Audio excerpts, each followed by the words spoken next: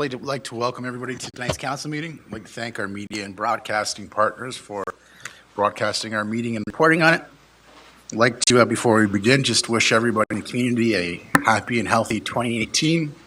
I also want to acknowledge the really impressive win streak that our Sault Ste. Marie Greyhounds have recently just went on. It's what makes for a very positive end of the year here. And Councillor Myers had a couple of comments she asked to make about a specific project. Councillor Myers. Thank you, Mr. Mayor. I just wanted to draw attention to the Anti-Human Trafficking Awareness Walk. It will be taking place on the 16th of January from 1 till 3 in the afternoon. And it's going to be starting from the Neighborhood Resource Center at 138 Gore Street. This is in its early infancy of getting organized, the Hope Alliance, but it's an awareness walk honoring Anti-Human Trafficking Month. Next year at this time, I think they'll be in a better position to come forward to council as a delegation. But just asked if we could promote it for them. So it's 16th of January, 1 to 3 at the Neighborhood Resource Center. Thank you, Mr. Mayor. Thank you, Councillor Myers. Mr. Clerk, if you can begin the meeting, please. Under Agenda Item 1, Adoption of Minutes, motion by Councillors Butland and Krombatic. Resolved that the minutes of the regular council meeting of 2017-12-11 be approved. All in favor? Carried. Under Agenda Item 3, Declarations of Pecuniary Interest. Councillor Turco. Thank you, Mr. Mayor. 6.6, Prince Police Service Agreement, a pecuniary interest, spouse employed by police services. Councillor Shoemaker. Thank you, Mr. Mayor. 6.7, the pump station upgrades are being awarded to a client of my law firm. Anybody else? Seeing none. Under Agenda Item 4, Approve Agenda is presented. A motion by Councillors Butland and Grandinetti. Resolved that the agenda for the 2018-01-08 City Council meeting as presented be approved. All in favor? Carried. Under Agenda Item 5, Proclamations and Delegations. Under 5.1, PUC, Introduction of new CEO, Rob Brewer. We're going to have the PUC Board Chair, Jim Boniferro, come to the microphone. Welcome to Council, Mr. Boniferro. Thank you, Mr. Mayor and Council, and the best of 2018 to you on behalf of PUC. I'm here to introduce our new CEO. He's 1 week into the job. As PUC Services, as a bit of history, I promised I'd be brief. We embarked on this journey to find a CEO back in May when Dominic Perla, our previous CEO, announced his retirement. I'd like to recognize that we struck a search committee of the board, and they worked diligently through the summer, of which Councillor Christian participated. We were very pleased with the response to the RFP and for the that the search committee did in looking for candidates. PUC is an exciting time for us. We just completed our 100th year, and we thank you for your confidence in us in delivering quality, efficient electricity and water to the citizens of Sault Ste. Marie. So we're embarking on our 101st year. But it's also a time for the PUC for innovation, growth, business development, and to grow the asset. And you as our sole shareholder, we commit to do that. And part of that search, when we were looking for a CEO, we built that into the candidacy. And we were happy to see 47 plus candidates apply from all across Canada. I think it's important to note that we did not have one resistance to moving to the city of Sault Ste. Marie. Our community was well liked, well respected. Our PUC services was well respected in the industry. And also on a side note, we engaged Larry Sartor. I told him if he was in Sault Ste. Marie, his name would be Sartor, but he says it's Sartor and Associates. And Larry had the occasion to come to Sault Ste. Marie twice. And he is now a fan of Sault Ste. Marie. He got the opportunity to enjoy our attractions while he was here, to eat in our restaurants. He went to the Bush Plain. So I think it's important to note that through this process, we had some real exciting news and some happy reports. So having said that, we were fortunate to land on a local candidate. After doing our due diligence, our interviews, our search process, we landed on Rob Brewer, who is a local Sault Ste. Marie candidate. I think that's exciting that he came out on top.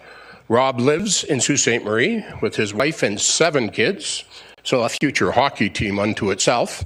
And Rob brings to us the entrepreneurship and the innovation that the PUC at this point in their existence is requiring. So I'd like to introduce to you, we're excited to have him on board. This is day 5 of his job, so don't be too hard on him, but I'll ask Rob to say a few words, and thank you.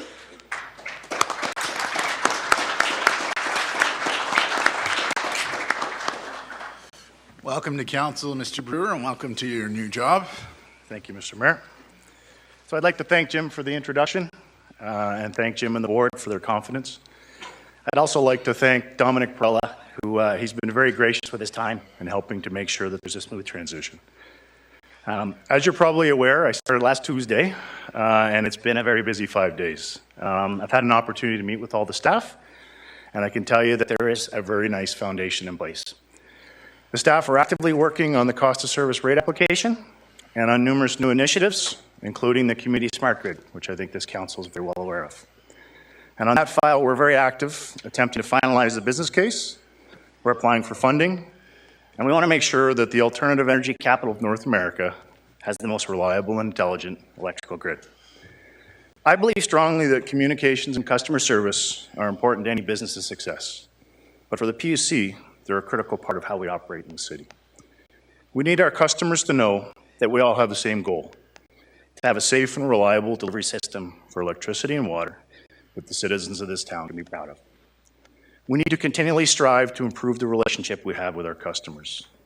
We're proud to be owned by the city that we live in. We've all experienced the extreme cold that the city has endured over the past week, and I can attest to the efforts that have been underway over the last few days with crews working 24/7 to maintain a water delivery system in some very challenging conditions. As many of you know, PUC celebrated its centennial anniversary, which Jim mentioned, and we've been a proud community partner for the past 100 years. We at PUC recognize that we're the custodians of a community asset, and we are committed to protecting and growing the value of the city's utility and to ensure that it's here for generations to come. So I'm happy to take any questions you may have, but please understand that it's been 5 days. So there may be a couple things I may have to get back to you. So I think, Mr. Brewer, that you are subjected to a tremendous amount of questioning through the interview process. So we will be light on questions, but I just do want to recognize and thank the PUC chair, who headed up the search committee, and also Councillor Christian, who sat on the search committee. There were a number of directors who sat on that committee and worked hard on it, so I want to acknowledge their work and thank them for it. And I want to wish you the best of luck from the city. We look forward to working with you as you are steward of our water and electricity with the great staff that's up at the PUC, and I'm glad to hear you recognize that. And I think the PUC has a lot of productive years ahead of it, and the city looks forward to being a partner with the PUC as it grows and develops. So thank you for taking on the challenge, and we certainly look forward to working with you. Thank you, Mr. Mayor. If anybody else had any comments or questions, we could leave it at that. Doesn't seem like you have any. Mr. Brewer, piece of advice, I'd take it when you can. You're in a good spot right now. If no one's asking you any questions, we can call it quits. Okay, thank you. Take care. Okay, Mr. Chair, if we can move on. Under 5.2, Christmas Lighting Awards. Councillor Christian is the chair of this year's Christmas Lighting Award Committee, and will attend to the podium to hand out this year's awards. This is a different view. There you go. Mr. Mayor and Council, it gives me great pleasure to announce the 2017 Christmas Lighting Awards. On behalf of the Christmas Lighting Awards Committee, I want to like to thank the PUC and the City of Sault Ste. Marie for sponsoring the event. I also want to recognize Sioux Transit, who donated a parabus and a driver to assist us getting around the community the night of the judging. Before I begin announcing the winners, there's a few people I'd like to recognize. First, I'll start with the committee itself. We had Councillor Fata and his wife Pina join us that night. Councillor Myers, Councillor Turco unfortunately was not feeling well that night, so we missed his unique perspective on Christmas lighting. Tina Bastos, Lindsay Marshall, Cindy Pinder, Kim Vaudry, and her daughter Natalie Vaudry Bertolo. I also want to recognize Larry Girardi and Public Works and Transportation, because every year they decorate the tree in front of the courthouse, and I think they did another outstanding job this year. Really got us into the Christmas spirit, and everybody that drives by the tree has commented on how beautiful it looks, so I think it was important that we recognize them as well. This year we had approximately 32 nominations. The judging took place on December the 21st, and the following are the residences and businesses that were chosen as winners in the city's 2017 awards. I'd like to ask Mr. Brewer to come forward to assist us. I think we also have Natalie here who's going to assist us. We'll call out the names. We have our awards here, and perhaps Natalie and Mr. Brewer could present these to our winners. So without any further ado, I'll call them out. We'll start in Ward 1. Of course. Our first place winner was the Nebezniak residence, 36 Joel Court. And I don't know if we have someone present? Great, congratulations.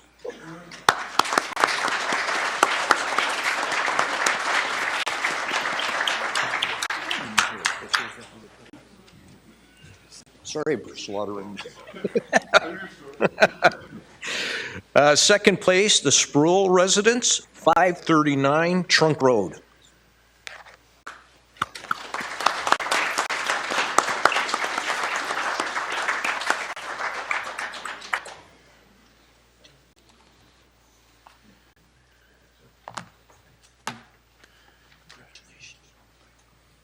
Ward 2. The Cranston residence, 24 Coprash. Don't know if we have anyone. We do.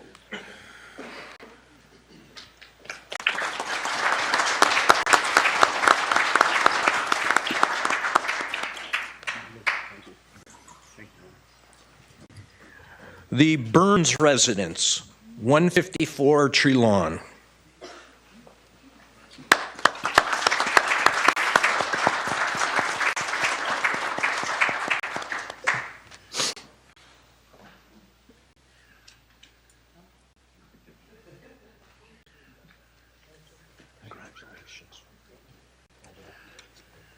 Ward 3, the Melito residence, 46 Rush Avenue.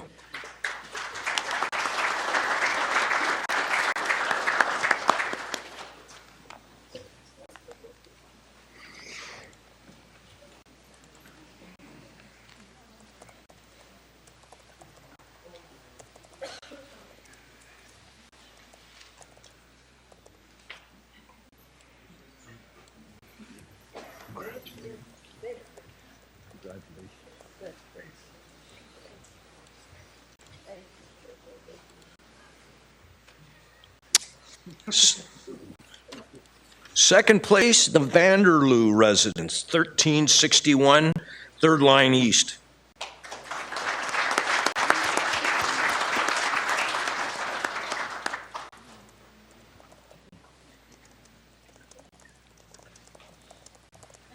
Ward 4, the Matthews residence, first place, 169 Albert Street West. Second place, the Rayner residence, 169 Blake Street.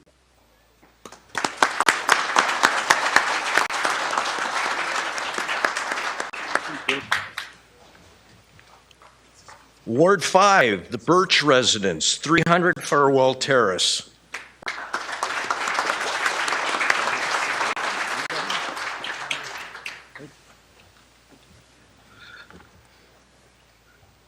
Again in Ward 5, the Simard residence, 15 Highland Court. Right. Ward 6, the Gagliardi residence, first place, 885 Gooley Avenue.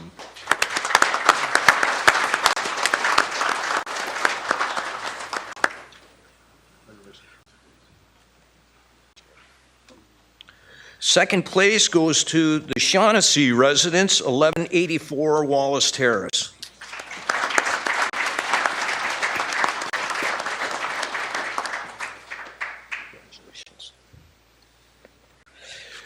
And in our business category, first place goes to Tamar's Trends, 740 Queen Street East.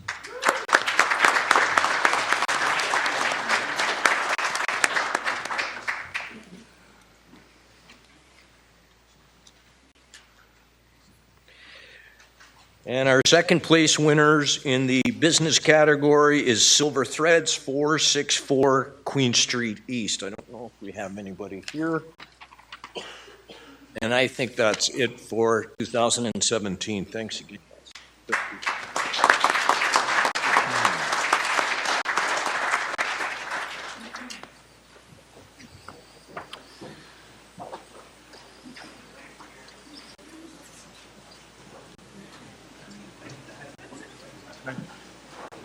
You're going to wait till they're out? Yeah. Council, we're just gonna give this a second because let the noise die down a bit and we'll continue.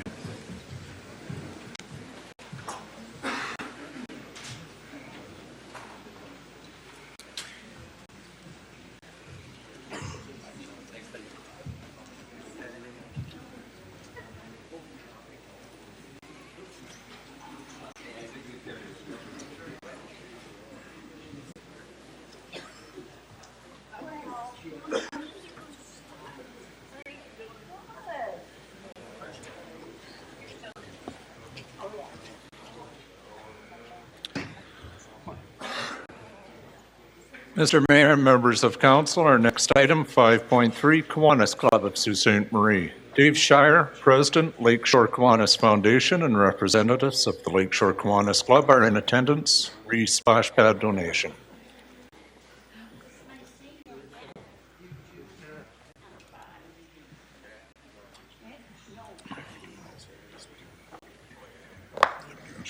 Gee, and I showered today and everything. But everybody left. Anyway, thank you, Mr. Mayor and members of council. I'm pleased to be joined up here. To my left is Mary Hugel, who is our present president of the Kiwanis Club of Lakeshore. And to my right, Jack Davidson, who is our immediate past president and also is our lieutenant governor for Division 2 of Eastern Canada and the Caribbean District. First of all, Happy New Year to everyone. We're all excited about 2018, and so far we've heard good news all the way around. So hopefully our presentation tonight will continue that theme, and you'll be pleased with the announcements we're going to make. I'm joined, if I could take a minute, I'm joined by some of our fellow Kiwanians. If I could just point them out over here to the left, and I want to thank them for coming as well. Kiwanis, as you know, is a global organization of dedicated volunteers that their task is to improve the lives of children, one child and one community at a time. Kiwanis was founded not that far down the road from here, down the I-75, in Detroit, Michigan in 1915. A year later, the first club was founded in Hamilton, Ontario, and it's been flourishing and growing ever since. And today we have 7,300 clubs with 200,000 members in 80 nations around the world. In Sault Ste. Marie, we have 3 local Kiwanis clubs. The Kiwanis Club of Sault Ste. Marie, which was chartered in 1926. Of course, our club, the Kiwanis Club of Lakeshore, chartered in 1961. And most recently, I'm proud to say that our club sponsored an action club of Lakeshore, which is for adults living with disabilities that would like to give back to their community. And this is the first time we've had a mother-daughter duo, if you will. President Mary of our club and her daughter Katie is president this year of the Action Club. So we're quite proud of that. We're 30 members strong and provide service to our community through many, many projects. Some of these are our terrific kids program, which is offered throughout the entire Huron-Superior Catholic District School Board, recognizing children each month in each grade in every school. Our annual partnership with Staples for our back-to-school program, our Riverview Public School breakfast program, senior citizen bingos, and many equipment purchases at the Sioux Area Hospital for the maternal child department. Also, our What Christmas Means to Me contest that goes throughout both boards in Sault Ste. Marie and offers prizes to the children and a dinner to recognize their efforts and what they see as Christmas being to them spiritually. These are a few of our projects that we're very proud of. We'd like to thank the citizens of Sault Ste. Marie for their continued support of our many fundraising efforts that allow us to give money back to the community. Some of these are, and it's coming up, our annual Bonsu breakfast, February 3rd and 4th, and I know you'll all be there at the Moose. I think we're one of the oldest events in Bonsu today. We host 2 trivia nights, one in Bonsu and one in the fall, which are great fundraisers for us. 50-50 draws, pasta dinners, and those are just a few to mention. Also, our thanks to Shane Breen of RJ's Market and Ben Pino of Pino's Get Fresh for their support of Nevada sales that help us give money back to the community as well. These great supporters allow us to do good things within our community. Last year, we were pleased to partner with the city and donate $10,000 to purchase the equipment for the Kiwanis Club of Lakeshore disc golf course located in Penhorwood Park.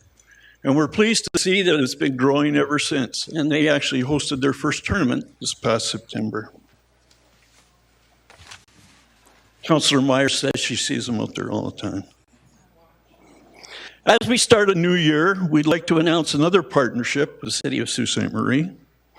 Just before I make that announcement, I'd be remiss if I didn't thank Councillor Christian and Councillor Myers, Chair and Co-Chair of the Splash Pad Committee, their actual committee, Virginia McLeod and her staff, for their vision, knowledge, determination, and support of this wonderful project of the city's splash pad.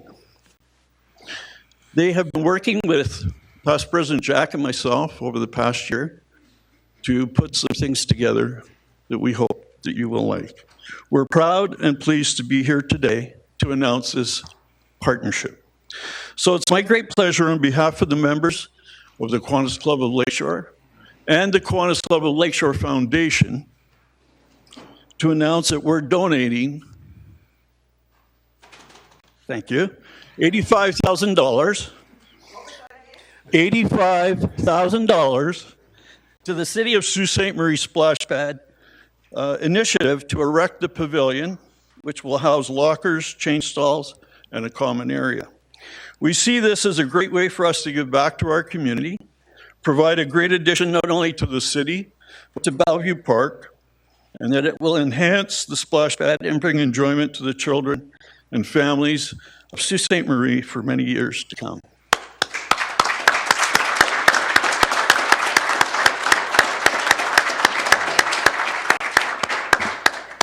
Thank you for your attention and your time today, and we look forward to the groundbreaking.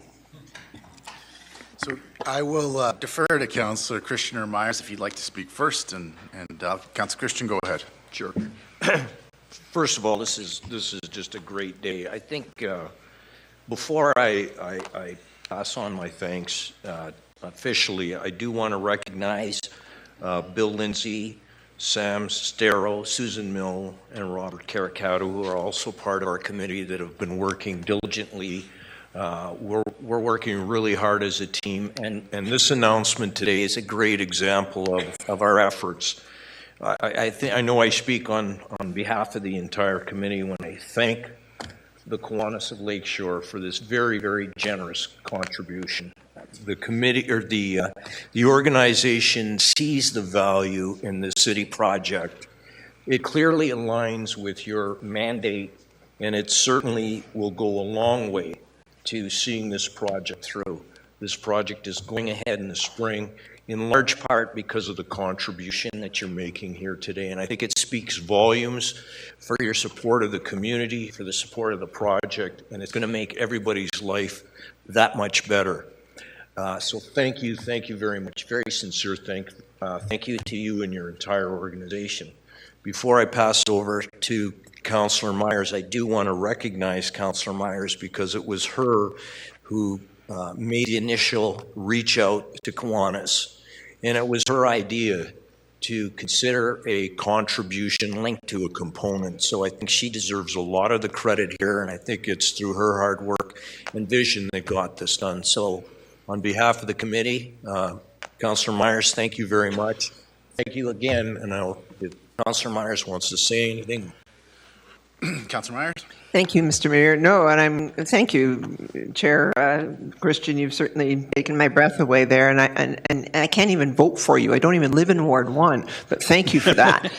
Really, the heroes here are the Kiwanis Club, and both Jack and Dave and Mary, I know you're quite actively involved there, but these two characters, I've known them for a bit. They got me to make a fool of myself on the disc golf groundbreaking event, which was a lot of fun.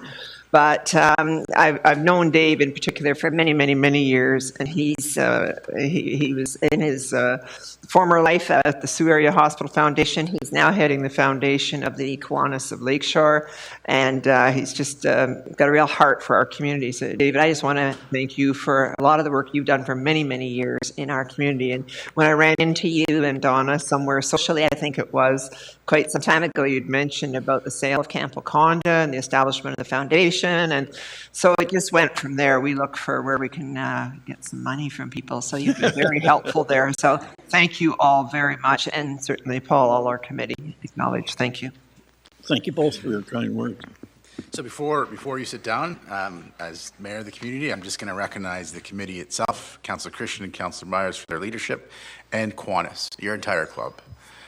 We appreciate your support. I think it's a great sign of your commitment to the community, and I think it's a great project that we're all going to be very proud of come spring.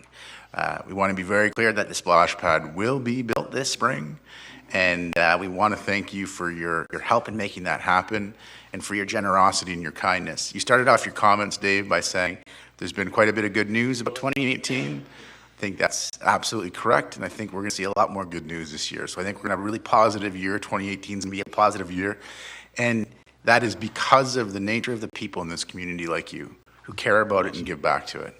So thank you very much for being community leaders and citizens who make a significant contribution. We appreciate it, and we will do it justice, and we will do it honor. Thank you. Thank you, Mr. Mayor and members of council. Thank you. Mr. Clerk? Under Agenda Item 5.4, Alzheimer Awareness Month. Terry Caparosi, Executive Director, Sault Ste. Marie Alzheimer's Society, and Alfred and Jackie Johns are in attendance.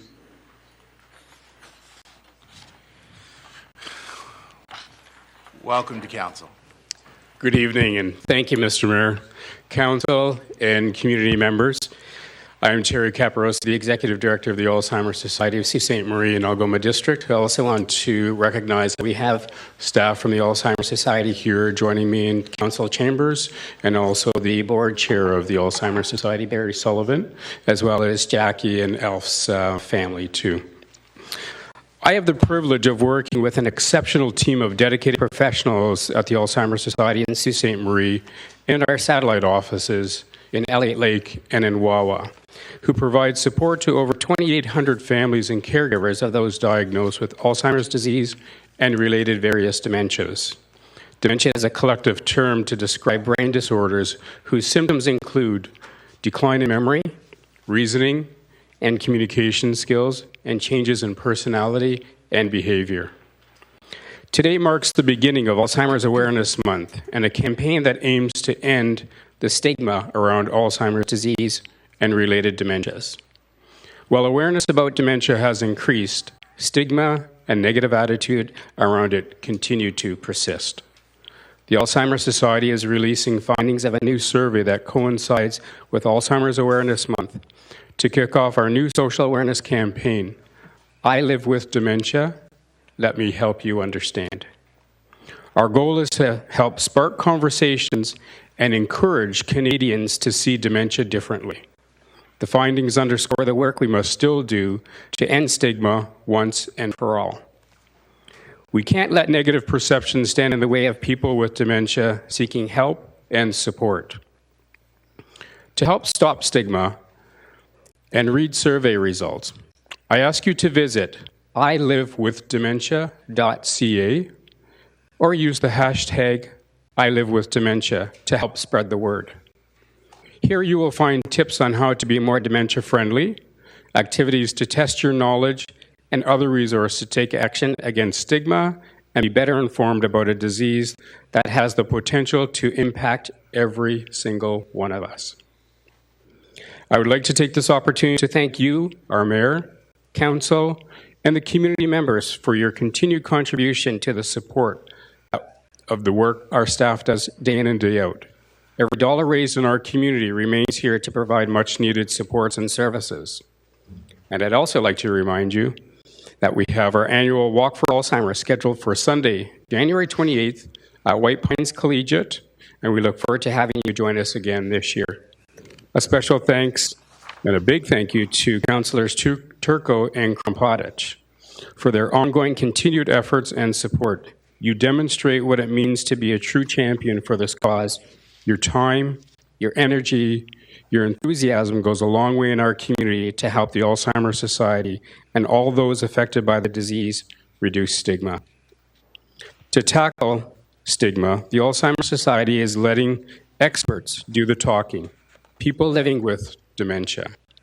So I'd like to introduce Alfred and Jackie Johns, a caregiver and person living with dementia, to speak about their experience as a couple living with dementia.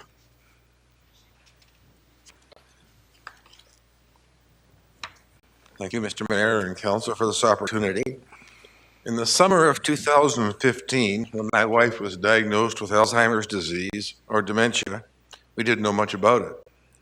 We didn't know much about the treatment, the care allotment, or any help that was offered to patients and their caregivers. We turned to the Alzheimer's Society at Sault Ste. Marie and to various other social service organizations who all offered forms of help, and we discovered they are all good. We're using or planning to use all of the services available to us as this terrible, incurable affliction advances. From the very start, we benefited from the many services the Alzheimer's Society provides. To try and help you understand the value the Society offers to our community, who better to explain this than someone experiencing a form of dementia? 50 years ago, I met the person who was to become my hero, a living example of how to deal with a catastrophic adversity, and the bravest person I know. I'm proud to introduce my wife, Jackie Johns.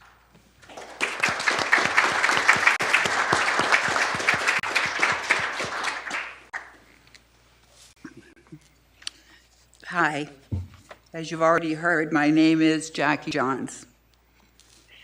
I am a mother, grandmother, a wife, sister, university graduate, retired school teacher, and as of 2.5 years ago, someone with Alzheimer's disease. I'd like to tell you how dementia is affecting my life and the role the community and the Alzheimer's Society have played in helping me deal with my condition. Being diagnosed with Alzheimer's, an incurable disease, is traumatic.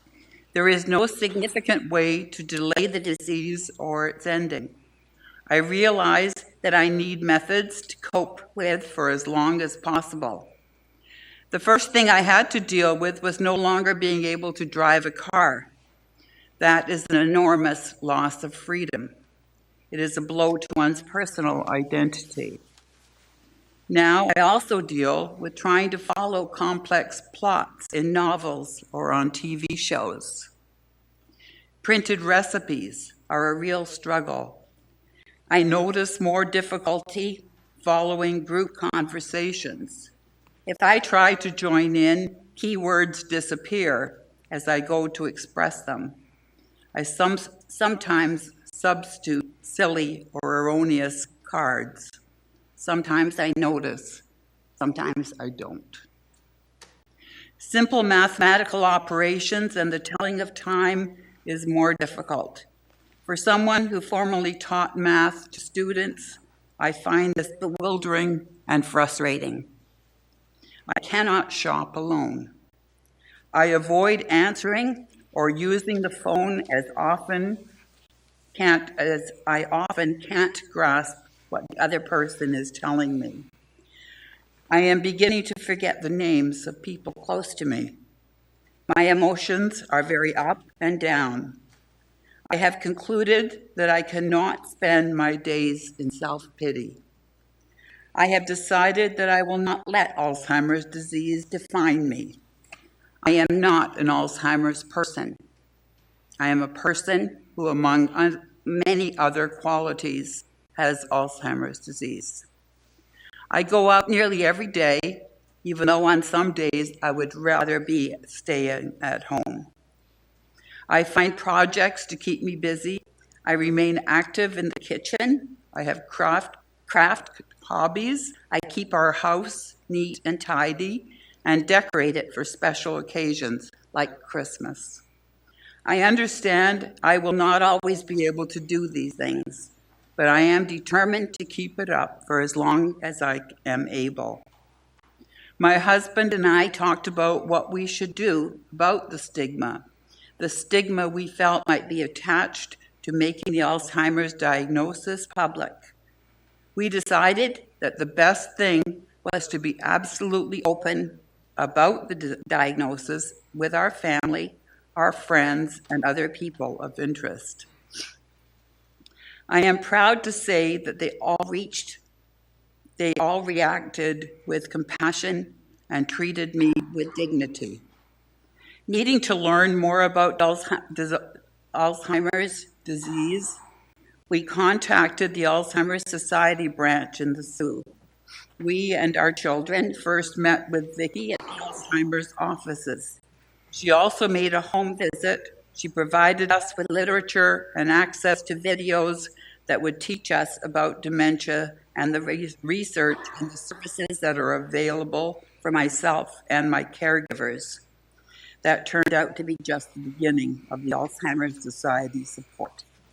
I now attend a monthly support discussion meeting at the Society building.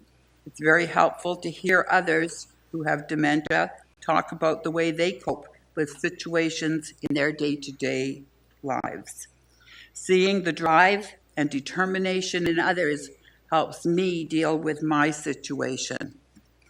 I believe that it is this inner drive and determination that aids each of us with dementia to live as full and rich a life as possible for as long as we can.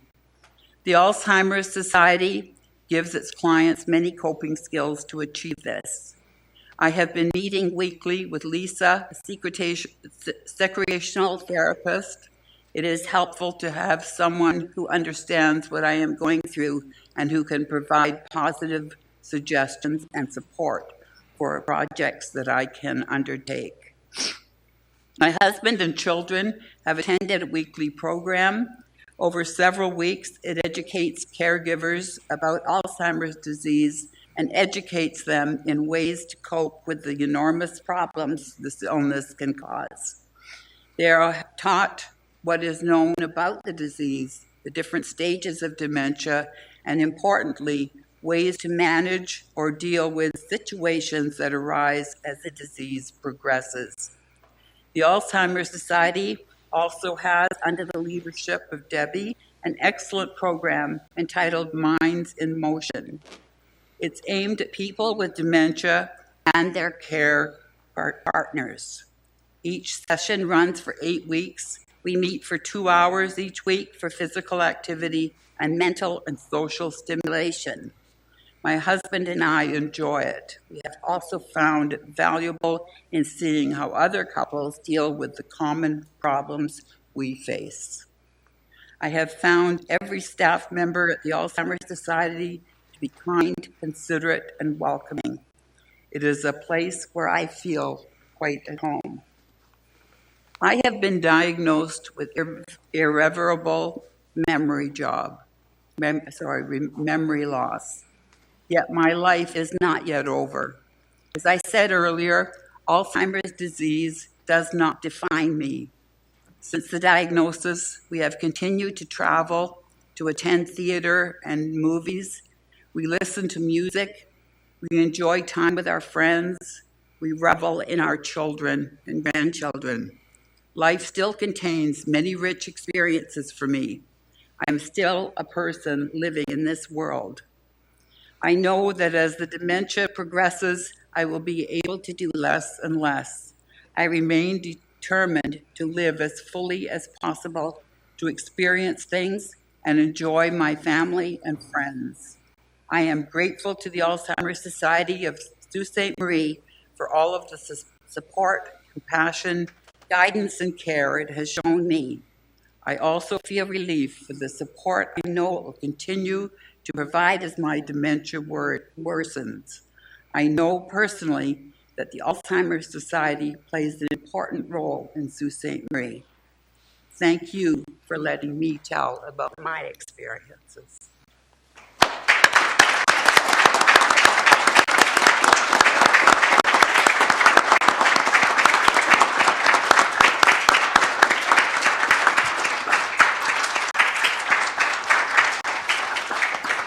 Thank you.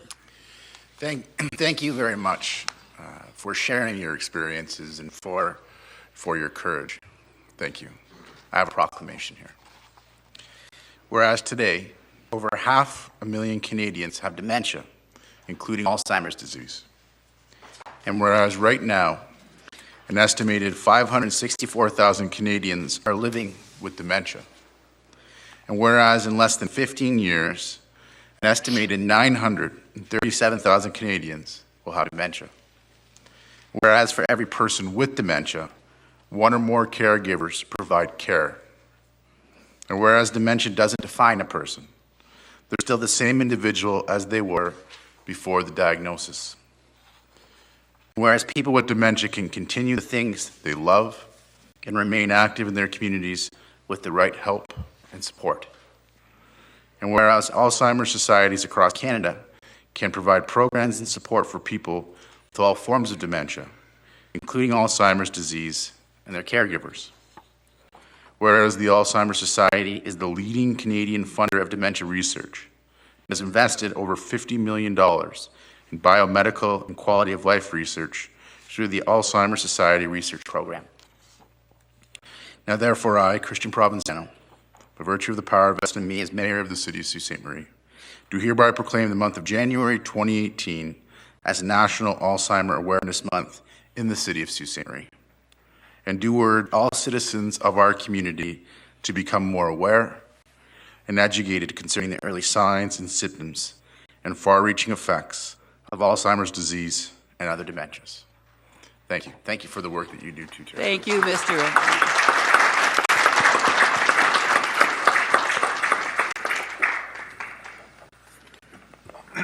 Mr. Mayor, members of council, we can now go into the consent portion of the agenda. Council, we're in consent. Any matters in the consent agenda? Councilor Grandinetti.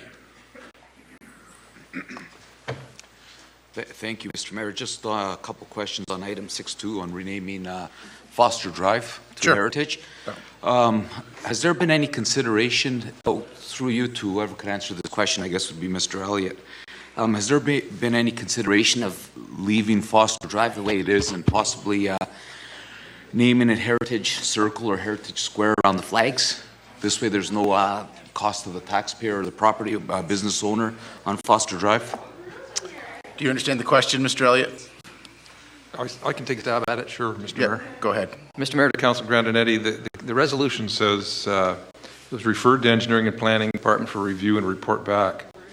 And essentially, we're looking for council's direction here tonight. It's not something, this did come from staff, it was a petition. And we've given the options there for you, and essentially we're looking for your direction. Okay, that's good. Thank you. Anybody else in 6.2? Councilor Shoemaker, and then Councilor Bruni. Thank you, Mr. Mayor. Through you to Director of Engineering Elliott. Would the input that's being sought include input on just naming it Heritage Drive, or would it be, for example, input on extending the Russ Ramsey Way name? Could it include more than just naming it Heritage Drive? Mr. Mayor, to Councillor Shoemaker, I think the input was essentially testing the waters to see if they were open to a name change. And if we got a lot of negative feedback on a name change from organizations, particularly from 70 Foster Drive, we might suggest that we just leave it. Okay, thank you. Councillor Bruni. Thank you to Mr. Elliott. Regarding the you identified 4 addresses, the Roberta Bondar Place, Roberta Bondar Marina, Legends Restaurant, and the 99 Civic Center, which is here. Do we know how many agencies are located at 70 Foster Drive? Mr. Mayor, to Councillor Bruno, no, I'm not certain how many agencies are there. I know the provincial government has several offices, and maybe that's the primary occupant. So would they be contacted for their input on this? Yes, that's the intention, is to get input from everyone who has an address on Foster Drive. Okay. Anybody else on that? Seeing none, any other matters on the consent agenda? Councillor Christian. Yes, Mr. Mayor, 6.5, the splash pad donation recognition package, just comments? Yeah, please. Yeah, before you, Council, is the proposed donation package that we've put together. There's really a couple of reasons why we've done this. First is that we have, as you know, especially tonight, that we have had contributions made, and we needed a consistent method by which we recognize contributions, and there's still potentially a few outstanding. So the idea here was to formalize it and create a consistent package so that those people, aforementioned people on the committee that are out there pitching this splash pad, have something to offer potential donors. I do want to point out that there's not a lot more in terms of donations that we really need. With this update tonight, with that contribution, I just want the council and the public to know that we're sitting just shy of $400,000. You recall, the city council originally offered $25,000 at the beginning of the process to get the ball rolling. We've had contributions made by Mr. Williams and Rotary, now Kiwanis. We also have, and council has approved, $240,000 from the subdividers reserve, and for the public to remember that that reserve is funded by developers who contribute in lieu of green space. So that's no tax burden on the taxpayer. We also have a Trillium grant that's outstanding. The application is still outstanding. So, and there's a couple of local businesses that have been approached to provide some material as an in-kind donation. So that's the reason why we have this package before you. And also I want to make the point that we're very close, especially in lieu of the Trillium grant that's outstanding.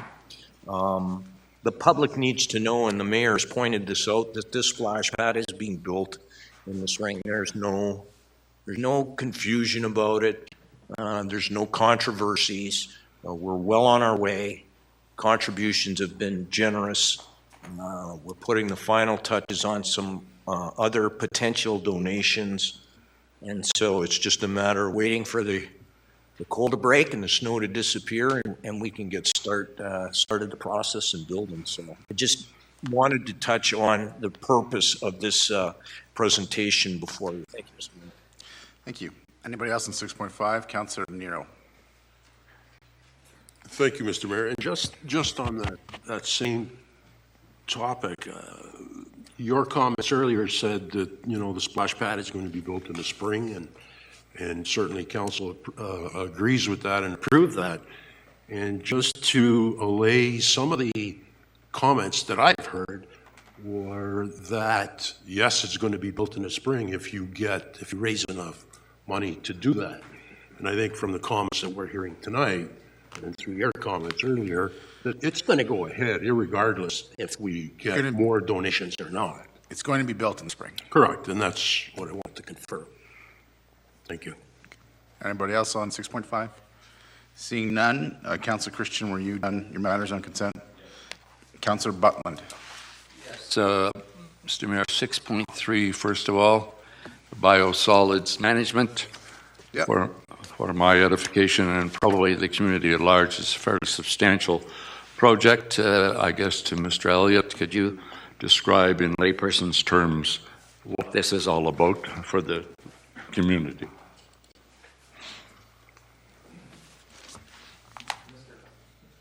Mr. Mayor, to Councillor Butland, the biosolids has been a problem for many years. It's landfilled now. There's about 10,000 tons of waste that comes from the two wastewater treatment plants, about 3 dump trailer loads a day. And this is to make a plant that will process that material so it can be used either as a soil amendment product or a cover material at landfill. It's going to be a good thing to get the biosolids out of the main waste stream because it's very, very difficult to manage at the landfill. So I know it's been a problem for staff for many, many years, and it's time for us to build this facility to manage this waste. Thank you. Okay. On that same matter, Councillor Butland? No. Anybody else on that matter? No, sorry. Yeah. Go ahead, Councillor Butland, continue. 6.8, potential funding sources. And I believe this is about frontline staff customer service training. And Mr. Nero provided us a report basically indicating there are some funding envelopes, none of which we would qualify for. Is that correct? Through you, Mr. Mayor, to Councillor Baldwin, that's correct. All right. Maybe that's not a natural follow-up to my question, but I question the necessity for this training for our staff. I don't think there is a problem, and I don't think we should be spending $30,000 or whatever, $40,000 on this. I would humbly suggest that on occasion our staff has group sessions, and Irene at our main desk here, Alicia at Public Works and Traffic, they probably field hundreds of calls per day and do it exceedingly well. And I suspect there are other, well, I not suspect, I know that other staff persons as well do a very good job of interaction with the general public. So let's call upon one another to say, who does this well? I think the majority do it well, and we do get an occasional upset by a staff person or a person in public. But they're, in my experience, they're very, very rare, and I think we can address this internally. Thanks, Mr. Mayor. Councillor Shoemaker, you want to speak to that? We have a motion for Councillor Shoemaker that relates to this. So what my suggestion would be was we remove this from consent, and then we can deal with it outside of consent because there's a related motion that's just been passed up to the front here. So Councillor Shoemaker, if you don't speak to that one now, we're going to pull it and deal with it after consent. Let's just continue the consent agenda. We'll deal with the consent agenda, and then we'll come back to this item after. Councillor Button, was that it for consent? Okay, so Councillor Shoemaker, then Councillor Bruni. Thank you, Mr. Mayor. 6.1, outstanding council resolutions. Through you to the city solicitor. There's a outstanding resolution on Great Northern Road safety measures that has a comment there that litigation's pending. I understand from a conversation with your department a short while ago that the litigation's now been resolved. Through you, Mr. Mayor, to Councillor Shoemaker, that's correct. So at some point, it doesn't have a due date on here, but I would suspect at some point in 2018 we'd be looking at a report back on this particular issue. Through you, Mr. Mayor, to Councillor Shoemaker. Thank you, Councillor. Yes, we're going to resurrect that and look at what would the appropriate speed limit be in that area now that the litigation is resolved. Okay, thank you. Okay, anybody else on 6.1? Seeing none, Councillor Shoemaker, do you have anything else on the consent agenda? It's through you, Mr. Mayor, probably to you. 6.6, the Township of Prince report from Commissioner Schell. There's a discussion in the report of a lost funding source of $215,000. And then there's a comment that says that there's no anticipated reduction in staffing levels. But does that mean, perhaps I misread it when I read it. I read that to mean that there's not going to be an offset of this cost. But in discussions with the police chief today, I understood that perhaps I misread that. Well, I haven't discussed this matter with the police chief, or we haven't discussed it at the police service board. So I think we'd have to have a discussion there first, and I'll have to have a discussion with the police chief about his perspective on this. I think the idea is that the complement that we have at police services isn't going to be decreased because we don't have this contract anymore, that we have some collective agreement language that requires us a certain complement and a certain number of officers and vehicles on the road. And if we don't have a certain complement in the force, then it leads to a lot of overtime. So I think your question, which is well taken, is will losing this contract, is there any efficiencies or savings to be found in losing this contract since we're not doing this contract? It's a good question. I think it's something that the police service board will certainly be canvassing, and something that I expect we'll speak about or consider at our next meeting. Yeah, and I guess that's really all from council's perspective. We can task the police services board with doing, or ask the police services board to do it, because I think, there's obviously a cost associated with the contract and a revenue associated with it. So if we're losing the revenue, the cost would be eliminated, but I would hope also that if there is any cost to the city of Sault Ste. Marie from losing this revenue, that it, insofar as possible, be looked at ways to mitigate that. Mitigate that, yeah, exactly. Understood. So we'll, I'm sure, have a discussion about that, and we can report back to you, Councillor Bruni. Do you have any further comments? Yeah, go ahead. To Ms. Schell, did the city have the opportunity, or the police services have an opportunity to bid on this, or it was just basically a letter 1 year prior to eliminate, or our contract will expire, they're not going to renew it?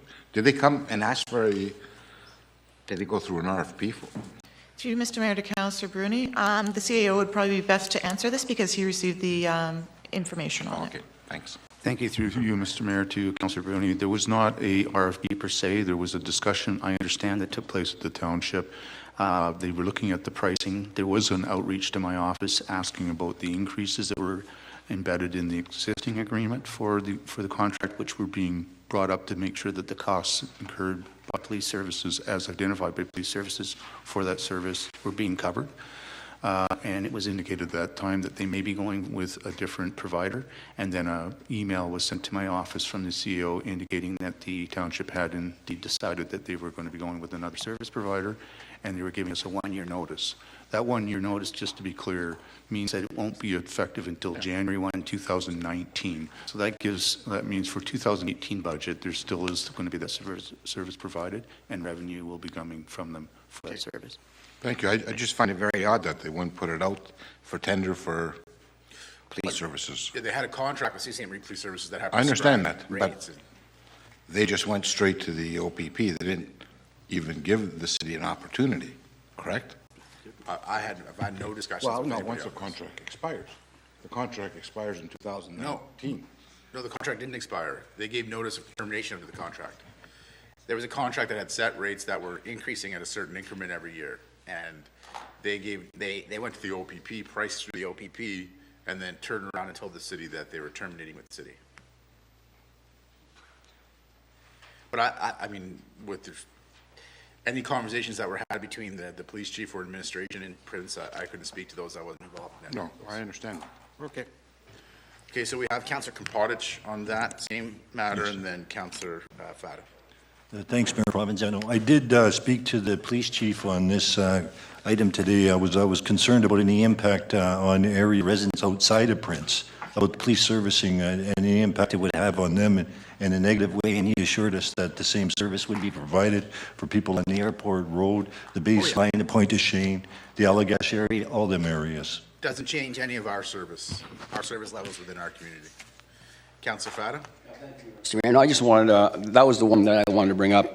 I was concerned whether we knew of the circumstances of the reason why they're canceling, and if cost was probably the primary reason why they decided to change. It sounds like that was the primary reason, right? I think that's my understanding. Yeah. Just if I may, just in the last, say, 10 years, has there been a back and forth change by Prince Township as far as who supplies the services?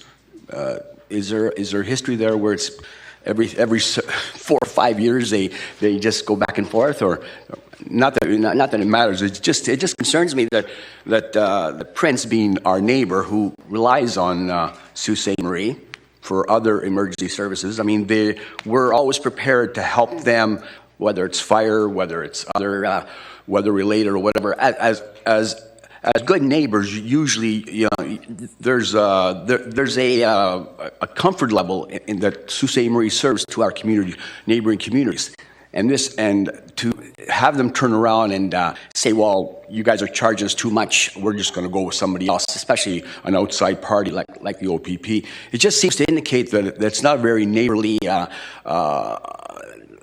approach to this whole exercise.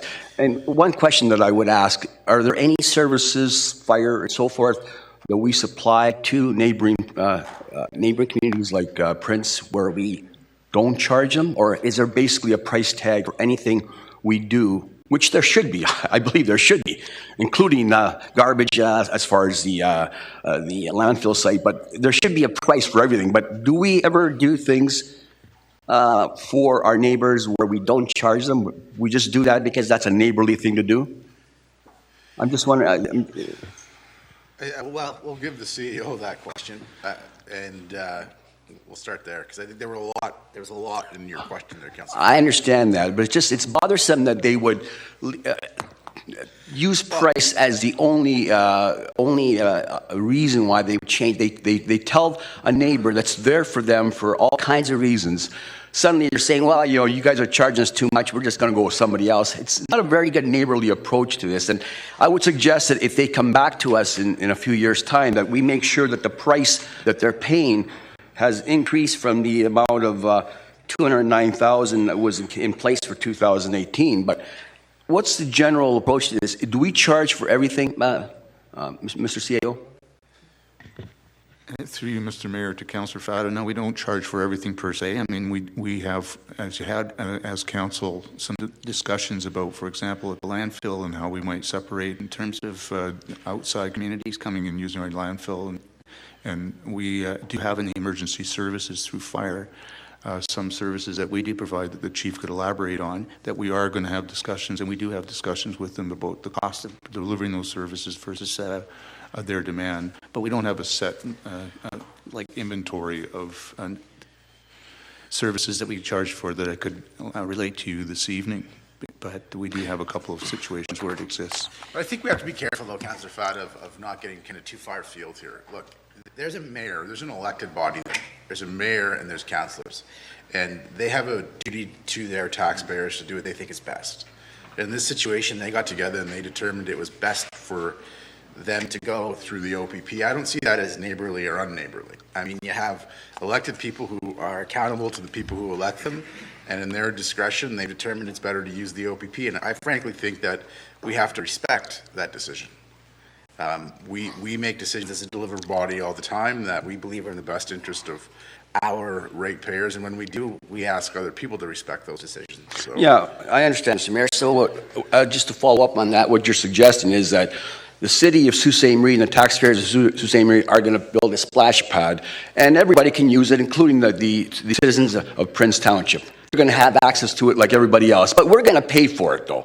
So they can take advantage of our infrastructure and pick and choose when they're going to use our services and pay us for those services. But when they find that it's too much to pay, they'll go to somebody else. I take no issue with children from Prince using the John Rose or using the splash pad or using Bellevue Park.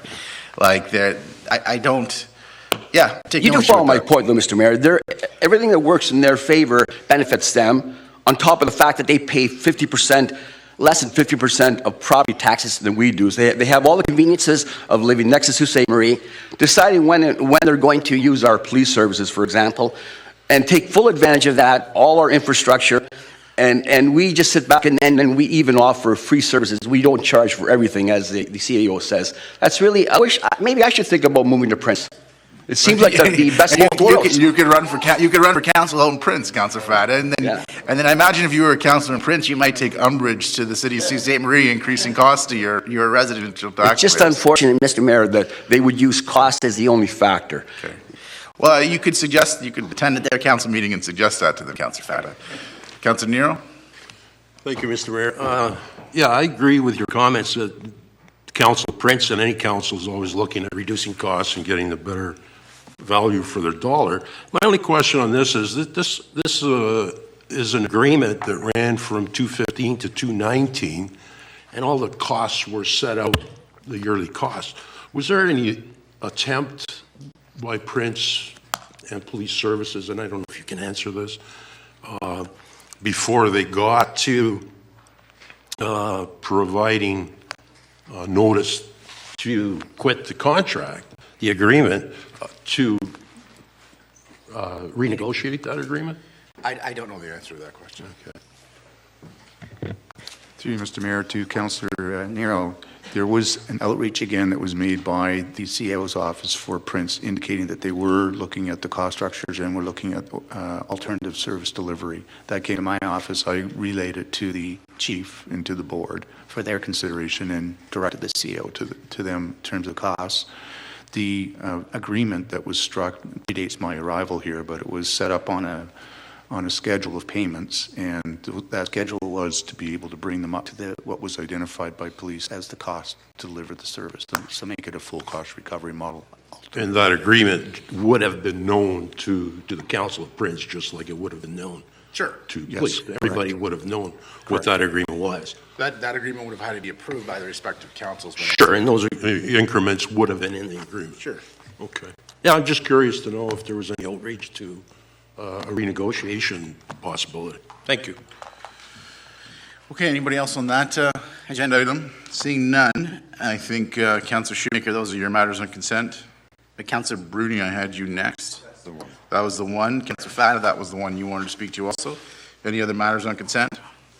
Seeing none, Mr. Clerk, if you could. I have a motion by Councillors Christian and Krampotic, resolve that all items listed under date 2018-0108, agenda item 6, consent agenda, be approved as recommended, save and accept item 6.7. Oh, sorry. 6.8. 6.8. All in favor? Carried. Okay, we'll deal with item 6.8 now. Councillor Shoemaker had a motion. Councillor Shoemaker, do you want us to read the motion? Want the clerk to read the motion? Sure. I'll read the motion, and just for council's knowledge, I have added it under e-scribe, so it should be showing up on your iPads as well, just for clarity. Council, we have two motions. Maybe we'll just get the first one out of the way. A motion by Councillors Christian and Krampotic, resolve that the report of the Director of Human Resources concerning potential funding sources for frontline staff customer service training be received as information. All in favor? Carried. And a motion by Councillors Shoemaker and Grandinetti. Resolve that staff be directed to budget for the additional customer service training through internal funding sources in 2019. Councillor Shoemaker, do you want to speak to the motion? Yes, thank you, Mr. Mayor. I guess on the report, I'm just trying to pull it up here. There was a motion from last year, August of last year, that asked that staff examine possible funding sources for customer service training on a priority basis for those employees whose jobs require constant interaction with the public. So I agree with Councillor Butland that it's not, we only ever hear of the problems, I would say. When a situation gets to a counselor, it's often because there is an issue. There is hundreds and probably thousands of interactions that go on throughout the year that we don't hear about because they go smoothly. And, that's the only experience I've ever had. But you do, get the occasional call from a constituent that says, this has gone awry. So that's why I brought the initial motion to look at customer service training. It came back and there were two expenses. There was an expense if we did customer service training for everybody in the city who dealt with the public, and there was another expense of $30,000 to $40,000 if we did it on a priority basis for only certain staff. And so we asked that funding sources be identified. I don't actually think that the report responds to what was requested, because I think it's provided us with three non-eligible funding sources. So what that suggests to me is that if we're not eligible for external funding, we're going to have to fund it internally. And so the motion I've brought today is to see that we fund this internally, just for those folks who deal with the public on a constant basis in their job. And that's for 2019, correct? Correct. So the motion is to refer it to the 2019 budget, because the next mayor and council will ultimately make a determination on the 2019 budget. So they'll determine whether this is in the 2019 budget or not. Yeah. Yeah. So it's in essence to refer this to the 2019 budget. Would you? That would satisfy. Okay. Any questions or comments on that, Councillor Huppernan?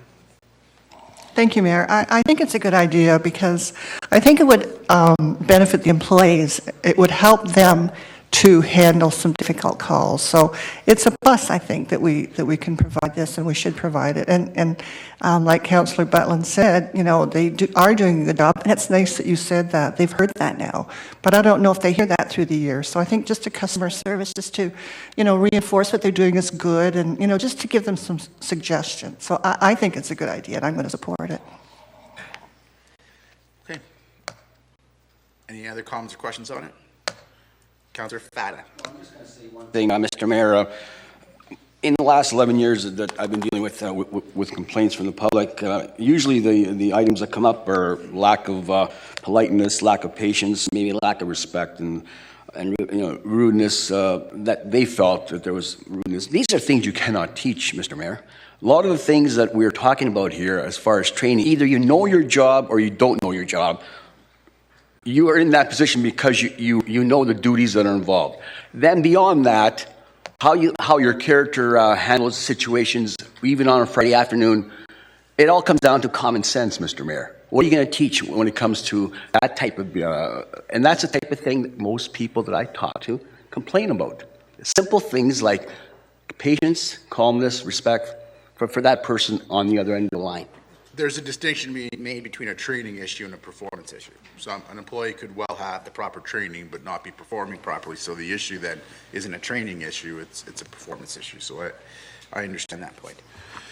Are we ready to vote on this, or Councillor Myers, do you have a comment or a question?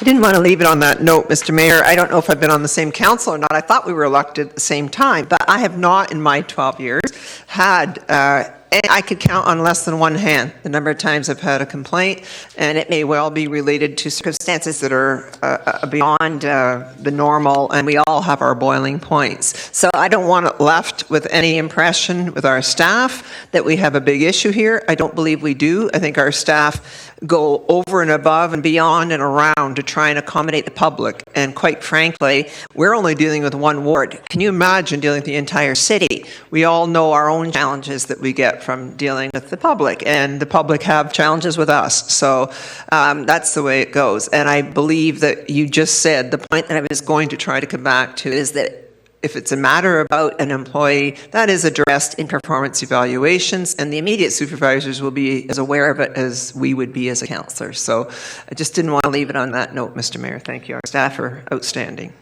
So I think there's one more, salient point to make, is that there already is customer service training. This would be additional customer service training. So I don't want to give the general public the understanding or notion that our staff that aren't public-facing don't have customer service training.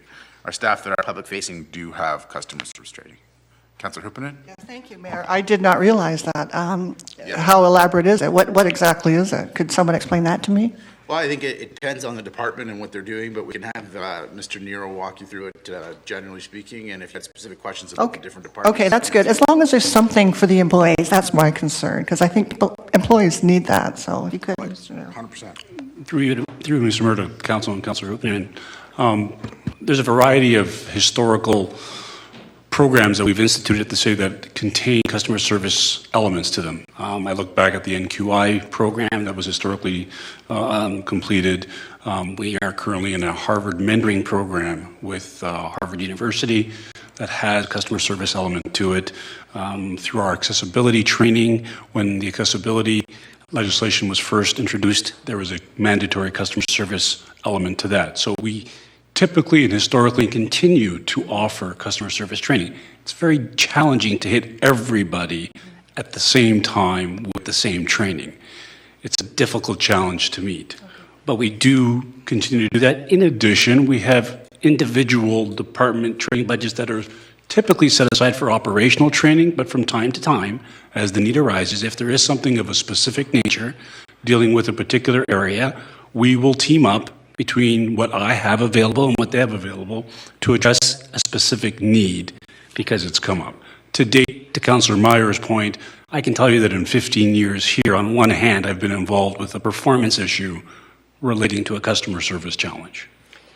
Okay, thank you. I did not realize that, Mr. Mayor, so now I'm clear on that, and that's good. I'm glad to hear that. Well, it's an important point, though, because more than anything, we're a customer service organization. Everything we do is for the public. So it's important that we're doing it right and that we're giving people proper training when we're doing it. And I would hope that if we don't have sufficient resources invested in that training, that staff would budget for those resources as being suggested so that we could properly train up our staff to deal with the public.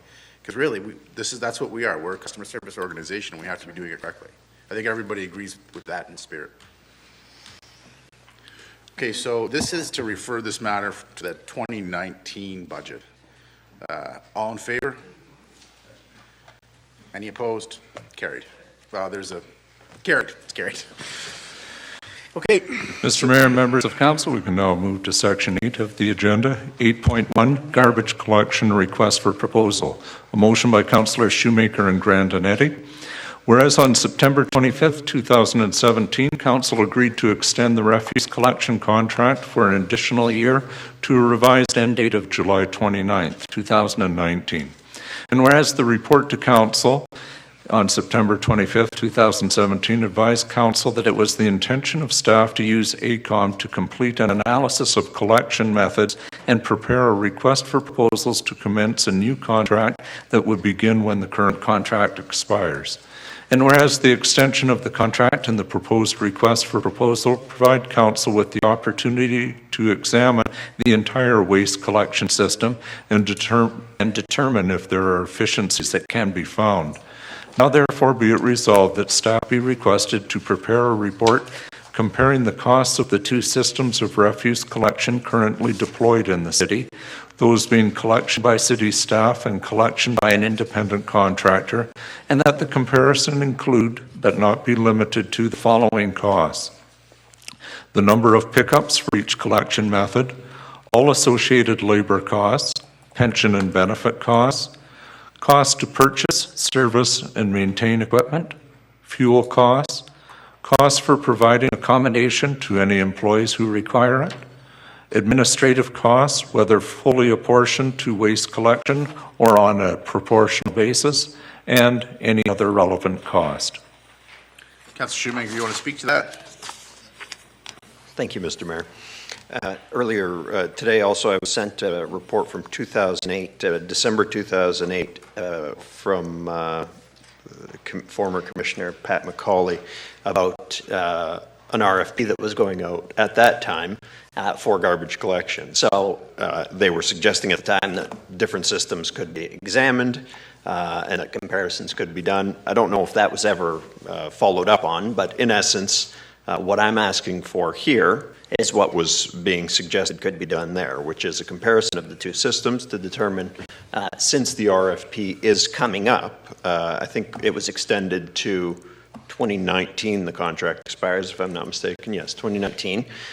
So we've got 2018 to work with. We can see what the two systems, what kind of service the two systems are providing us, the cost for those two services, and to make a determination at that time, once we have all the information before us, whether we want to stay the way we're currently delivering the service, or whether we want to go to only one model or only the other model. So I think it's to get all the information in front of us to be able to make the best informed decision. Any other questions or comments? Councillor Krumpadic. Yeah, Mayor Provenzano, just a question. I mean, when we're talking about pickup here between the two collectors, there is collective agreements that are involved with the municipal collection. Am I correct? I believe you would be correct, yeah. And so those have to definitely be taken into account on any kind of an analysis that's going forward. Yeah, I think so. I think you're right. Look, I think I can just speak to this motion briefly because I actually considered this and looked at this last year. And I sat down with Mr. Girardi and talked to him about it. And I think it's worthwhile as a council to have these broader discussions because it gives the opportunity, from my perspective, to the community to get a better sense of our operations. I didn't realize how lean our garbage operation is. And I've had people often come up to me and suggest the same thing, that we should privatize garbage. A lot of people don't appreciate that. I think half of our garbage pickup is already privatized. So only half of our garbage pickup is public. And I was shocked to know and to find out that in that half of garbage pickup that's public, and Mr. Girardi will correct me if I'm wrong, or if this has changed since our conversation of last year, we have 4 FTEs picking up garbage. So there's 4 people that work for the city that pick up garbage. I don't think that the city at large knows that. So I think it's really positive, like an end result of this motion is really positive, that when the city sees us have this discussion, it'll be an intelligent discussion based on facts, and if we determine that it's best to do it the way we're doing it, because there's a really positive element in having your own capacity to do it. Because sometimes if you have that public capacity to do it, once you lose the public capacity to do it, the private cost of doing it could go up. So we can have that intelligent discussion, but also we'll give the community the opportunity to see what our operations are like. And I think a vast majority of the community would not be aware that in Public Works, we only have 4 employees picking up garbage.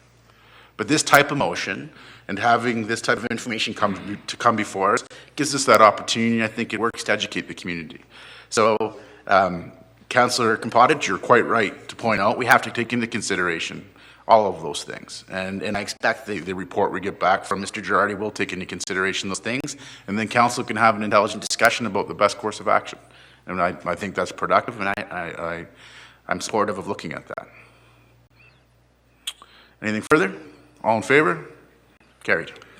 Under agenda item 8.2, budget options. A motion by Councillors Shoemaker and Christian. Whereas a May 8, 2017 motion at City Council requested a list from City staff on options to achieve a 0% budget increase and a 1% budget reduction in 2018. And whereas such a list was not provided by staff despite a clear council directive, now therefore be it resolved that the 5 city departments, being Public Works and Engineering, Fire Services, Legal Department, Corporate Services, and Community Development and Enterprise Services, be directed to present to City Council in the first quarter of 2018 a specific list of all discretionary spending for Council to consider possible savings options during budget deliberations. So we've got a lot of discussion about this. Councillor Shoemaker, to your motion, if you want to add anything else, you feel free to.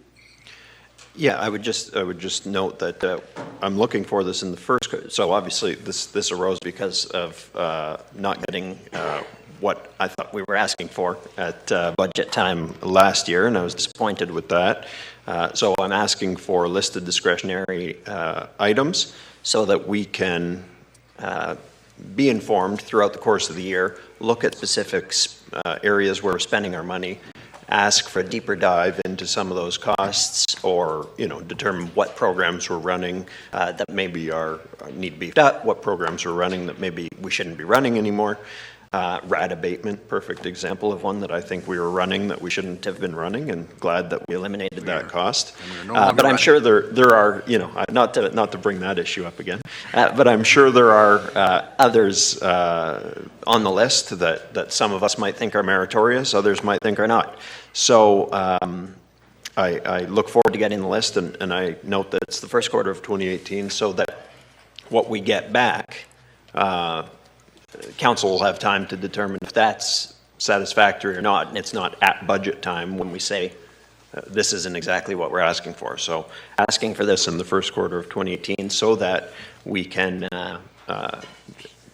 ensure that Council is satisfied with what comes back to us. Any other questions or comments on that? Councillor Huppin? Thank you, Mayor. This actually brings me back to something I had asked a while back. It was about the contracts that we have for service.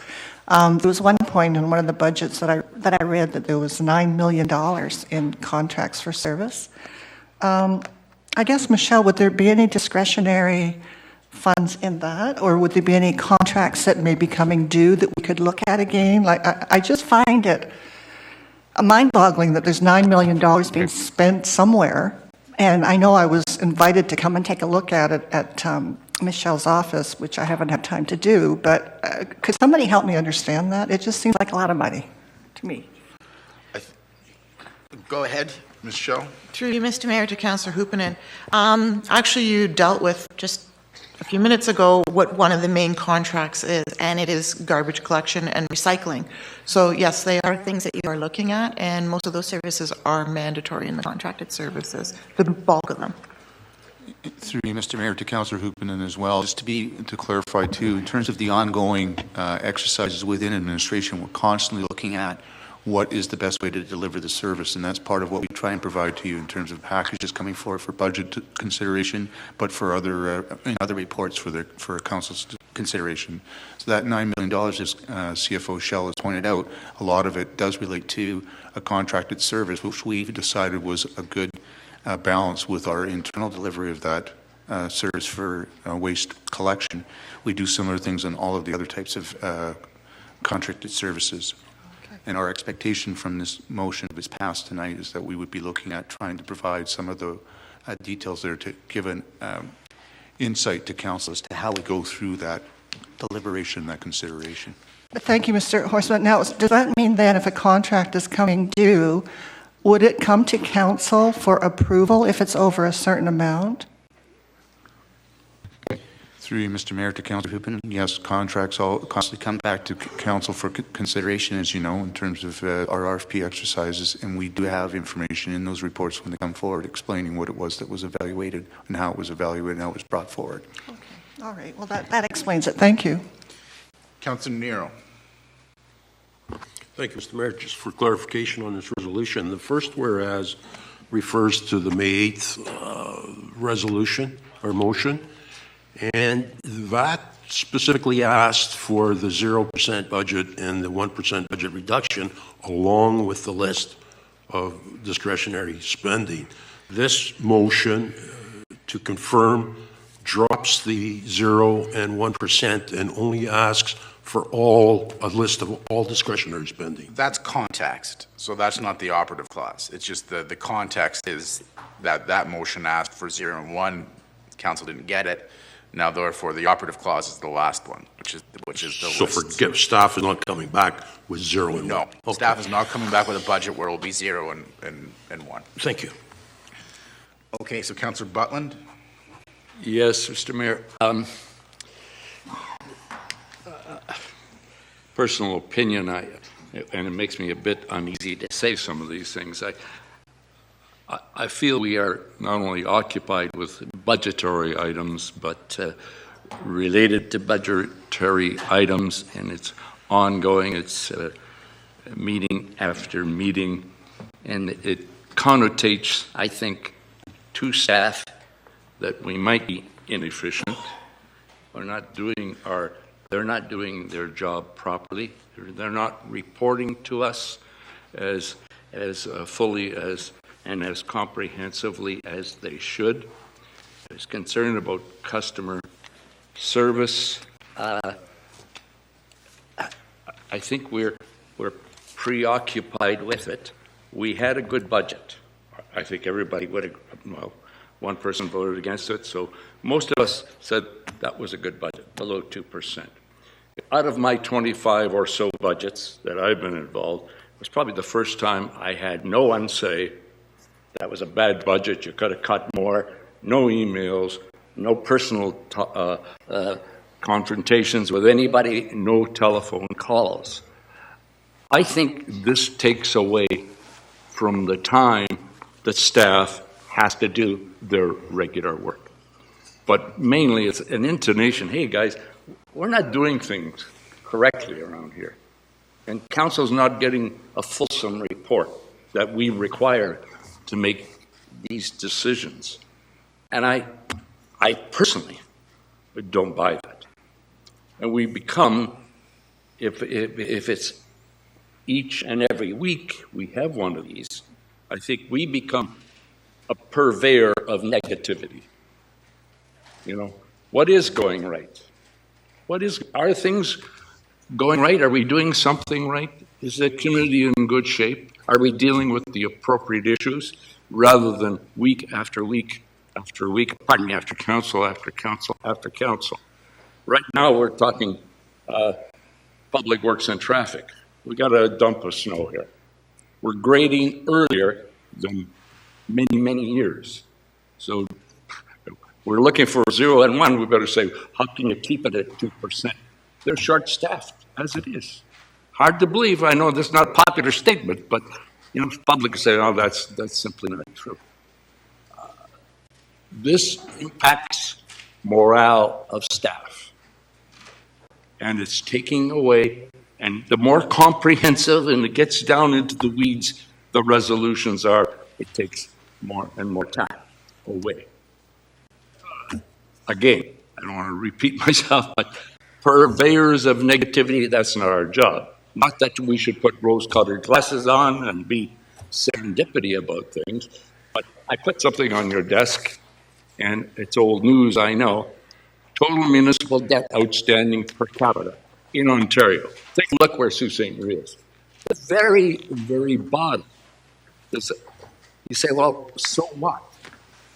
Does the community know that? Probably not. We keep telling them, but they'll say to us, so what? So we're at the bottom. You people, pardon me, are fiscally responsible. But how is that benefiting me? I think we have to start looking at things that we can do. Splash pad, I say, that's wonderful. But if we can't get enough money, we have enough money. We're in desperate need of an ice pad, maybe a twin pad. We can do that. And I truly believe we should do that. So let's start talking a little more positive and not introspective or chasing our tail around here, doing the same thing over and over and over again. And the deeper you get into the detail of these resolutions, the more difficult it is for staff to do their everyday work. So I do not question the intentions or the motivations of the people who put these resolutions forward. Not at all. I think they're well-intentioned, and I say, personal opinion, we're delving too much into them. Let's get on with the other business of the council. Thanks, Mr. Mayor. Thank you, Councillor Butler. Councillor Christian. Just keep this brief. I'll point out that this resolution wouldn't have been forward tonight had we gotten the information before. And I appreciate the comments at the end where you say the intention, you know, I can't speak for anyone else. I could just say that I like to have this information so that, for argument's sake, if someone said, why didn't you look at cutting this, that, or the other thing? I can actually have information before me that says that's not discretionary, it is discretionary, this is going to be the impact. My intent of getting this type of information is not to question staff, it's to provide me with information, much like we would look at doing this garbage collection comparison, to prove that we're doing an efficient job.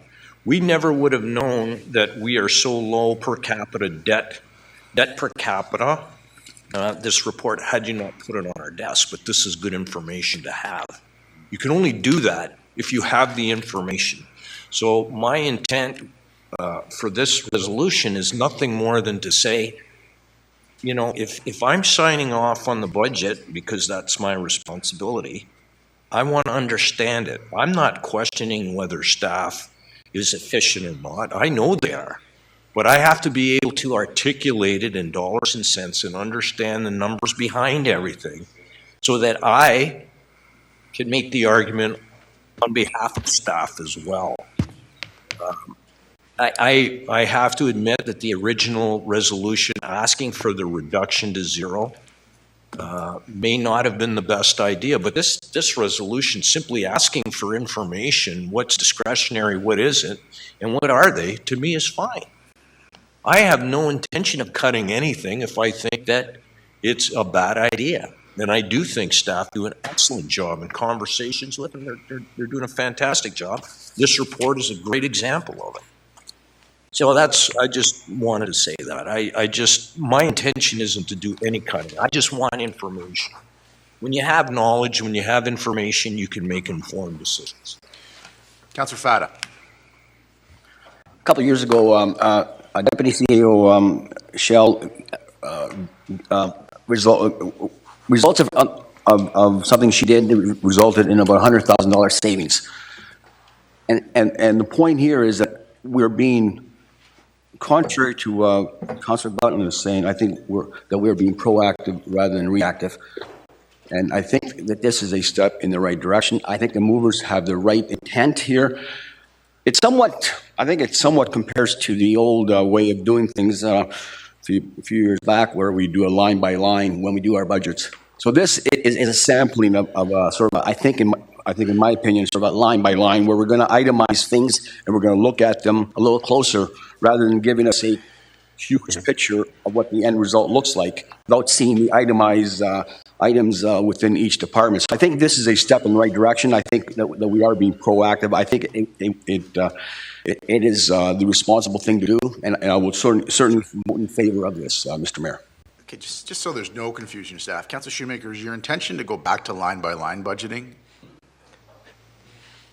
Well, I suppose if someone wants to take the items from the discretionary list we have and raise them one by one throughout the budgeting process, it's a quasi line-by-line process. But no, I'm not looking to change the way the budget comes to us. I'm only looking to have more information so that council can make decisions on where they want to be spending their money and on which programs perhaps they don't want to be spending their money on.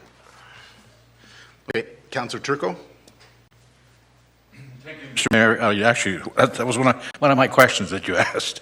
But I do want a clarification for the mover and seconder on, are we talking about, I agree, this leads towards line by line. We're going right into the weeds with this resolution. I don't know if that's our job or not. What, is this which budget are we talking about, Councillor Shoemaker? This is next year's budget. So we're sitting here talking about next year's budget after the election for the new council. That's correct. That's what we're talking about here today. That's anyway, for what it's worth, I do agree 100% with Councillor Butland and his comments about where we should be concentrating, where we should be putting all our energies going forward in 2018. Thank you. Okay, I think everybody's had a chance. Councillor Shoemaker, you want to reply to some of the comments, and then there was one question that came out of what CAO was saying.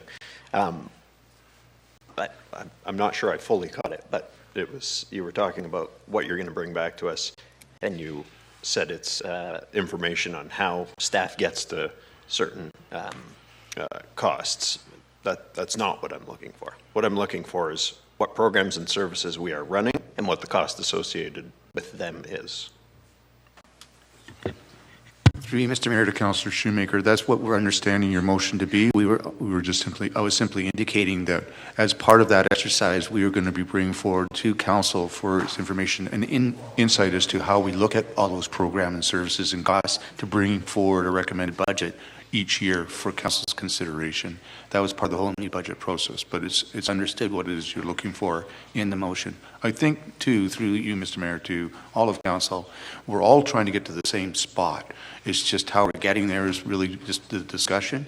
We all want to make sure that any budget decision that ultimately gets done for the community is done with the right information in place and in an effective and efficient manner that considers affordability. We all want to get there. It's just how we get there and what tools we have available to do that, how we're doing it relative to prioritizing for needs with the community. That's all part of that package, and that's all I was intending in terms of my comments there. Yeah, absolutely. So I appreciate that. I will just comment on Councillor Butland's remarks. I think part of the reason why this year was a good budget is because some discretionary spending items were eliminated, and that got us below the 2%. So while I appreciate that he may think we're getting into the weeds, I mean, examining our expenses on things like rat abatement, on things like the walkway residential maintenance program, on things like garbage collection on holidays, that's our job. We're here to examine those things and determine, I mean, whether we determine a service level and it results in a savings, you can call that in the weeds, I call that governance. So I think that part of the reason we had a good budget this year is because of the work that we as council put in to add costs or eliminate costs from the budget. And that's what I'm looking to do next year as well, if I'm fortunate enough to be here next year. Okay. I was going to call the vote, Councillor Butland, but did you? I have one sentence. Okay, go ahead. This budget this budget and future budgets could be achieved without this constant flow of resolutions. Totally redundant as far as I'm concerned. Thanks, Mr. Mayor. And a recorded vote is called for. Okay, so he asked for recorded vote, so we got a recorded vote. So, Mr. Clerk. Councillor Butland? Against. Councillor Myers? For. Councillor Bruni? For. Councillor Nero? For. Councillor Shoemaker? For. Councillor Grandinetti? For. Councillor Huppinen? For. Councillor Kramputic? Against. Councillor Christian? For. Councillor Fada? Absolutely for. Councillor Turco? Against. Mayor Provenzano? Against. Motion passes. Under item 8.3, budget changes, a motion by Councillors Myers and Nero. Whereas it is the will of City Council to rely on the expertise of staff to provide timely reports that include information as to where Council can look for greater efficiencies or new sources of revenue in both mandatory and discretionary services. And whereas Council needs to know the current state of city operations related to potential efficiencies that could result in greater savings, such as but not limited to areas of technology that could streamline operations and result in better customer service and reduced cost of service delivery, and what costs might be incurred in the short term for a longer term benefit.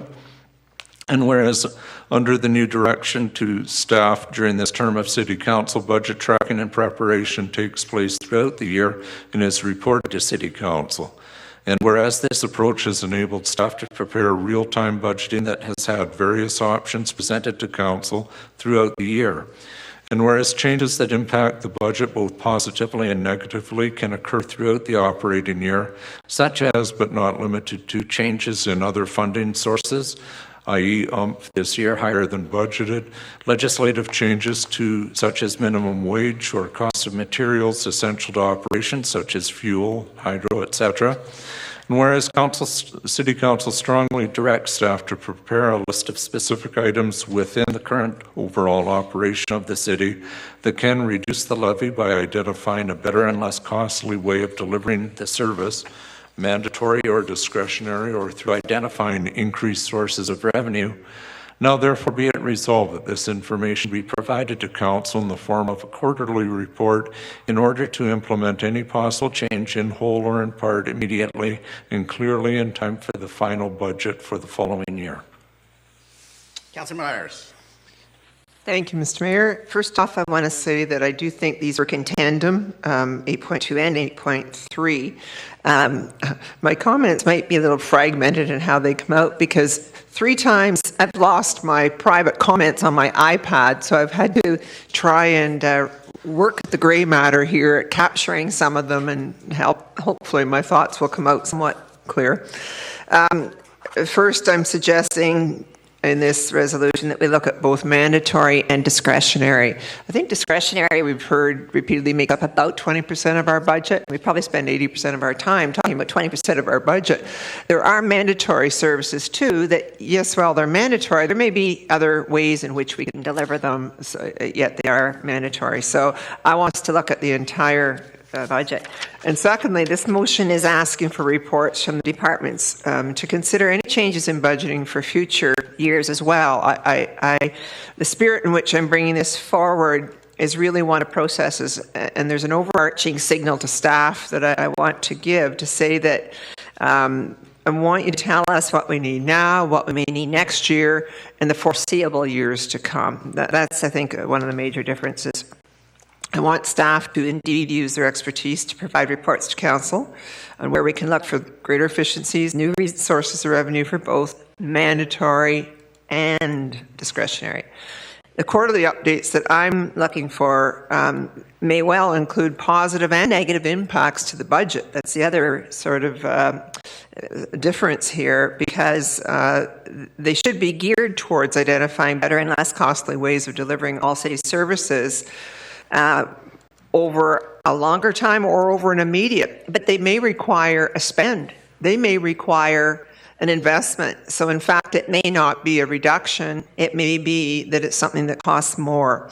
I think in the past, we've sometimes had a more narrow focus on budgeting, trying to get to respectfully a 0 or a 1%, which should be, I mean, that's not a bad thing to get there. But I think that we're trying to, in my resolution, I'm trying to examine the budgets beyond just 1 year at a time. And I think that's changing.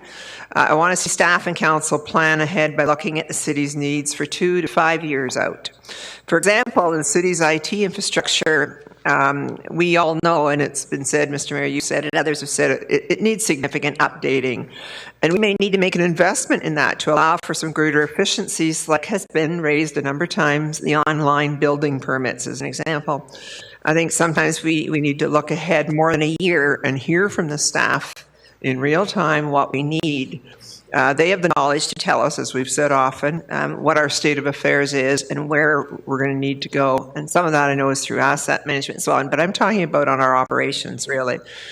At a recent budgeting session, one example was there was a request for an aging Zamboni to be delayed for a year, and we as council voted to do that. However, I've received complaints about the smell of the fumes from the Zamboni in the SR Centre.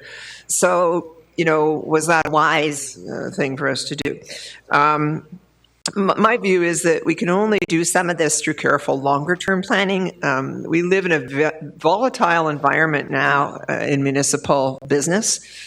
Major issues come into play that can change things, and sometimes very dramatically. I think, for example, this past year, we couldn't get a better example, Mr. Mayor, through your work and the work of our legal and finance staff and our CAO with our owed taxes by a major taxpayer. Had we not received the taxes that we received in the last half of the year, I'm not sure we would have been at a 1.98. That we had been cautioned early in the first part of the year that if we did not get some of our taxes paid, we were going to have all kinds of various things that we might be faced with, and certainly higher levy was one of them. So there's things that come along that I think can change things dramatically throughout the year. And I think if council is as best informed as we can be, we can also be best prepared in our decision making. So that's it for my comments on this, Mr. Mayor. Okay. Anybody else on this motion? Seeing none, all in favor? Motion's carried. Under item 11, You're marked. Motion's carried. Item 11, consideration and passing of bylaws. Motion by Councilors Christian and Kramparich. Resolved that all bylaws under item 11 of the agenda under date 2018-0108 be approved. All in favor? Carried.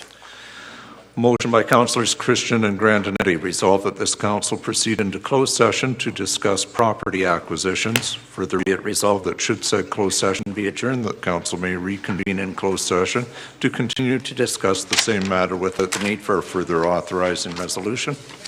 All in favor? Carried. A motion by Councilors Christian and Grandinetti. Resolved that this council now adjourn. All in favor?